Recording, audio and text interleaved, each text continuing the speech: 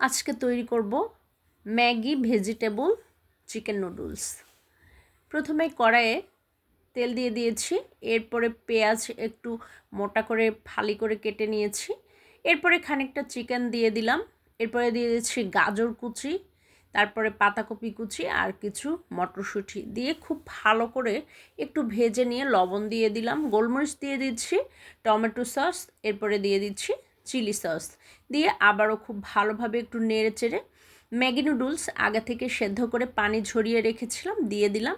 খুব ভালো করে মিক্স করে নিয়ে নুডলসের মশলা দিয়ে আবারও একটু মিক্স করে নিলেই কিন্তু ম্যাগি নুডলস একদমই রেডি। এবার গরম গরম সার্ভ করে নিচ্ছি।